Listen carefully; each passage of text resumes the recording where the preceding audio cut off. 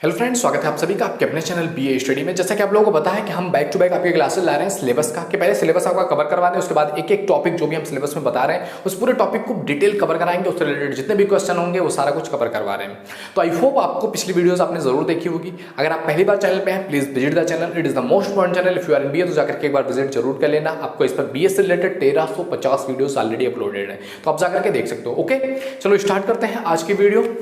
आज का हमारा जो टॉपिक है, जो हम समझने वाले हैं, वो है बीए थर्ड ईयर के एजुकेशन का सेकंड पेपर का सिलेबस क्या है, नया सिलेबस क्या है जिसके अकॉर्डिंग हमें पढ़ना है इस ईयर, हम किस तरह से क्या चीजें पढ़ सकते हैं। और आपको ये चीजें बाद में भी मिलने वाली है। अभी 4-5 साल आप पढ़ोगे ना, यही सारे टॉपिक्स मिलने वाले हैं। तो इसलिए मैं पूरा डिटेल आपको डिस्कस करने वाला हूँ। जो भी टॉपिक्स होंगे पूरा डिटेल आपको समझाया जाएगा। उससे रिलेटेड जितने भी क्वेश्चन आ सकते हैं, आप इंडिया के किसी भी यूनिवर्सिटी से हो, आपके ऑब्जेक्टिव टाइप क्वेश्चन पूछे जाते हो, आपके सब्जेक्टिव टाइप क्वेश्चन पूछे जाते हो, सारा डिस्कस हम करेंगे। एक टॉपिक पढ़ाएंगे, उससे रिलेटेड जितने क्वेश्चन होंगे सब डिस्कस किया जाएगा। सो आपको टेंशन लेने की जरूरत नहीं है, आप मेरे साथ जुड़े हुए हैं। आप जस्ट सब्सक्राइब करके बेल आइकन हिट कर दो ताकि आपको हर वीडियोस में नोटिफिकेशन मिलता रहे।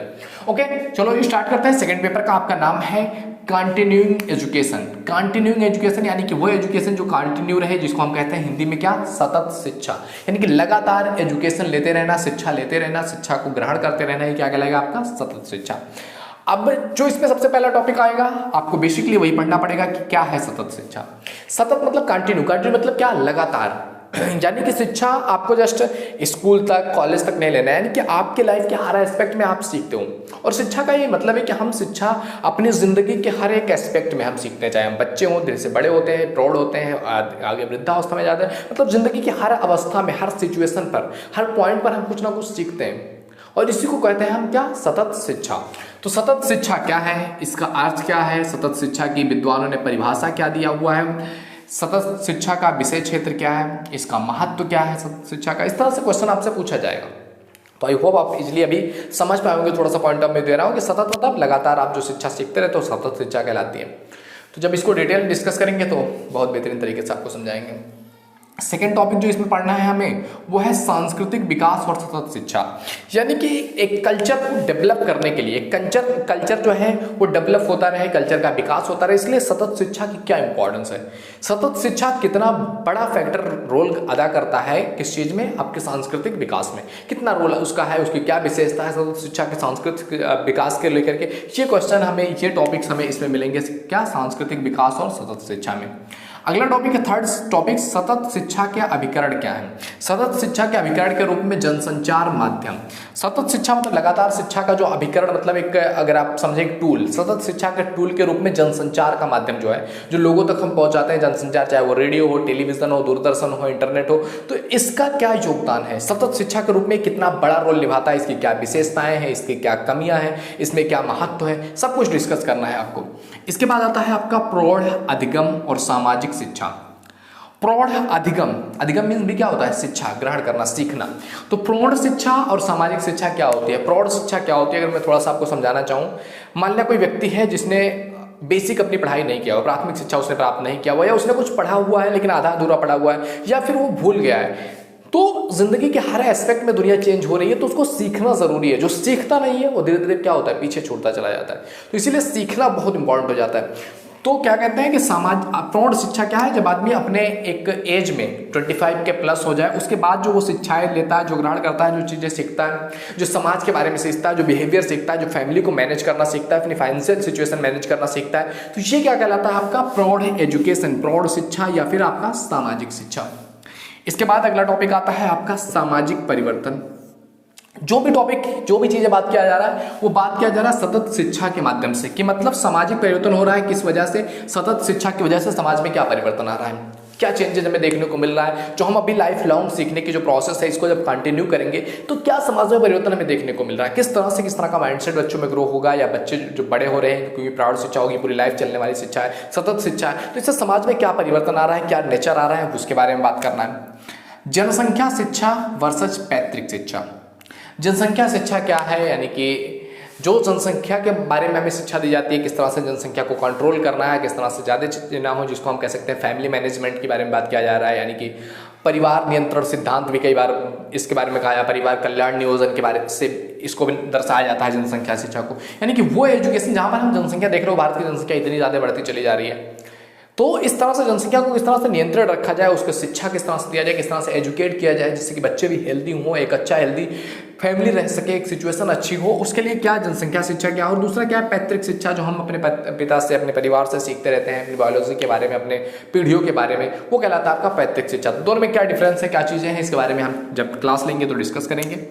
इसके बाद आता है आपका पर्यावरण शिक्षा। पर्यावरण शिक्षा में जो है सतत शिक्षा का क्या महत्व है, सतत शिक्षा की क्या विशेषता है, पर्यावरण शिक्षा क्यों महत्वपूर्ण है, इसका क्या महत्व है, इससे समाज पर क्या इम्पैक्ट पड़ता है, इससे हमारी प्रकृति पर क्या इम्पैक्ट पड़ता है। तो इस तरह से क्वेश्चन आपके आएंगे पर्यावरण शिक्षा से। इसके बाद आता है आपका अभिभावक शिक्षा।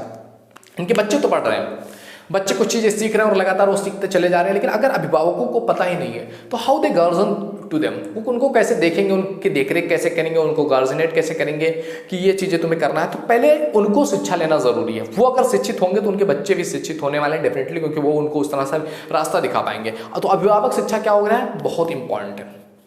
तो अभिभावक शिक्षा क्या है, इसके बारे में आपको बात करना है, कैसे कैसे उसकी विशेषता क्या है, उससे समाज में क्या इंपैक्ट पड़ने वाला है, समाज में क्या परिवर्तन आएगा, समाज में क्या बदलाव आएगा, इस तरह से क्वेश्चन आपसे पूछे जाएंगे अभिभावक शिक्षा में भी। अगला सतत शिक्षा में सहायक माध्यम, जो लगातार शिक्षा चल रही है यानी कि सतत शिक्षा जो लाइफ लॉन्ग चलने वाली है, उसमें कौन से माध्यम है, कौन सी चीज़ें हैं जिनके माध्यम से हम ये चीज़ें कर सकते हैं। उसमें इंटरनेट आ सकता है, आपकी सोशल मीडिया आ सकती है, आपका न्यूज़ चैनल्स आ सकते हैं, आपके संचार माध्यम आ सकते हैं, पत्राचार आ सकता है, बहुत कुछ आ सकता है। तो वो माध्यम कौन कौन से, एक एक चीज़ के बारे में डिफिनेशन देना है, उसकी क्या विशेषता है, उसमें क्या अच्छाइयाँ है, किस तरह से वो काम कर रहा है, इस सब चीज़ों के बारे में डिस्कस करना है। अगला टॉपिक है आपका सामाजिक कार्य की शिक्षा है, यानी कि वो शिक्षा जो हमें समाज में कार्य करने के योग्य बनाती हो, समाज के लिए कार्य करने के योग्य बनाती हो, समाज को बेहतर करने के लिए काम करने की हिम्मत देती हो, वो कहलाता है आपका सामाजिक कार्य की शिक्षा। अगला है आपका अवकाश हेतु शिक्षा, यानी कि आपको इस तरह से ट्रेन किया जाए जब आप अपनी ज़िंदगी में कभी खाली भी बैठो तो उसका कैसे यूज करना, कैसे अपनी अंतरात्मा के शांति के लिए, अपने साइकोलॉजिकल जो आपकी पीस है उसको ग्रहण करने के लिए, उसको पाने के लिए आप उस समय का यूज कर सकते हैं। And if you don't have the knowledge कि हाउ आप यू कैन अचीव दैट, आप उस चीज़ का यूज नहीं करने वाले हो, आपका टाइम वेस्ट चला जाएगा। तो कैसे क्या करना है, अवकाश हेतु शिक्षा क्या होनी चाहिए, क्या सतत शिक्षा होनी चाहिए, क्या लर्निंग उस समय होना चाहिए, उसके बारे में बात करना है। अगला टॉपिक है अध्यापकों हेतु शिक्षा। ये बहुत इंपॉर्टेंट फैक्टर है, क्योंकि देखो ना कई बार क्या होता है, हम अपने लाइफ में भी कभी कभी फील करते हैं कि हम जिन टीचर्स से सीख रहे होते हैं वो टीचर्स मान लिया 50 साल के हो गए, 60 साल के हो गए, अब उन्होंने जो अपने बचपन में सीखा था वो चीज़ हमें सिखा रहे हैं, और दुनिया बड़ी तेजी से चेंज हो चुकी है।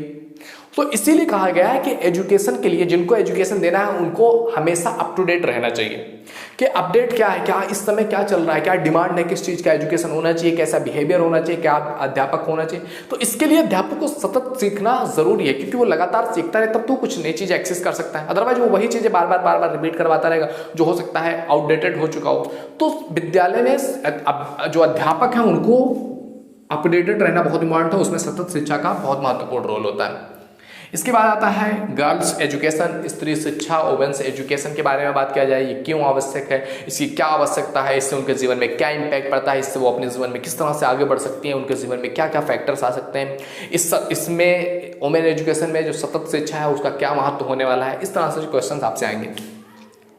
अल्पवय यानी कि छोटी सी उम्र में विवाह होना, इसके पीछे कौन कौन से रीजन है, इसकी विशेषताएं क्या है, इससे कितनी कमियां आने वाली है, इससे क्या प्रॉब्लम समस्याएं आती हैं, उन समस्याओं को कैसे दूर किया जा सकता है, इस तरह से क्वेश्चन आपसे पूछा जाएगा। इसके बाद आता है दहेज की समस्या और उसमें सतत शिक्षा का क्या योगदान है, अगर मतलब किया जाए तो किस तरह से दहेज की समस्या को हटाया जा सकता है। तो दहेज की समस्या आप समझ सकते हैं इस समय इंडिया के one of the most dangerous problem ये है जिसके बारे में उतना ज़्यादा बात भी नहीं किया जा सकता, और सभी लोग कहते हैं इट्स रॉन्ग, बट करते सभी वही हैं। इसके पीछे कौन कौन से फैक्टर्स हैं, क्या वो चीज़ें हैं जो बेसिक रूप से इसके पीछे जिम्मेदार हैं। अगर आप देखोगे ना तो इसका रूट कॉज एक मैं जो आपको थोड़ा सा डिस्कस करना चाहूँगा इसमें, कि आपका जो रूट कॉज है कि जब आपका अल्प टाइम में, छोटे समय में आपका विवाह हो जाएगा तो आपकी रिस्पॉन्सिबिलिटी कौन लेने वाला है, आपके पेरेंट्स।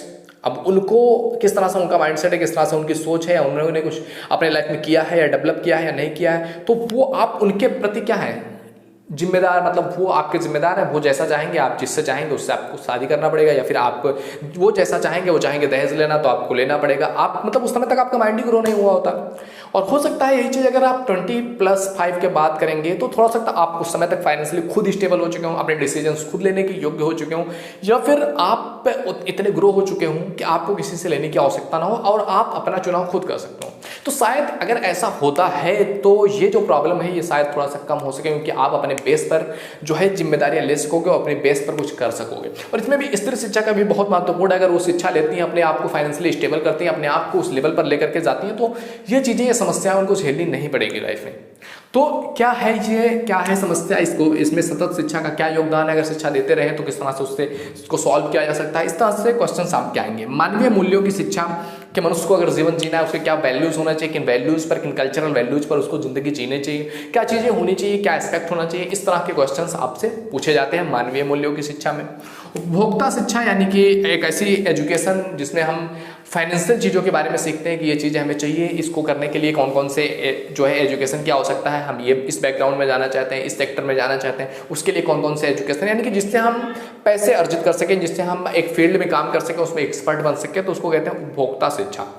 तो इतने टॉपिक्स हैं जो आपको बीएस थर्ड ईयर के एजुकेशन के सेकंड पेपर में पढ़ना है। अगर आप चाहो तो स्क्रीनशॉट भी ले सकते हो। तो इन सारे टॉपिक्स के बारे में हम आपको एक एक टॉपिक के बारे में बेहतरीन तरीके से पढ़ाएंगे। एक टॉपिक हम पढ़ाएंगे, मान लिया आपका सतत शिक्षा पढ़ा दिया, आप सतत शिक्षा से रिलेटेड जितने भी आपके ऑप्शनल क्वेश्चन है सारे करवाए जाएंगे। आपके सब्जेक्टिव टाइप क्वेश्चन है, यानी कि जिसमें आपको लिखित करना हो, वो सारा क्वेश्चन करवाया जाएगा। तो आप किसी भी यूनिवर्सिटी से हो, आपका कोई भी टाइप का क्वेश्चन पेपर आता हो, आपके लिए it is going to be the best thing. तो आप अगर पहली बार चैनल पे आए तो प्लीज विजिट द चैनल, जाकर के सब्सक्राइब करो, बेल आइकन हिट करो, शेयर करो अपने फ्रेंड सर्कल में, ताकि उनको भी आपकी वजह से हेल्प हो सके। तो आई होप वीडियो पसंद आया होगा, लाइक जरूर कर देना। ओके, मिलते हैं आपसे अगले वीडियो में, तब तक के लिए जय हिंद, जय भारत, थैंक यू।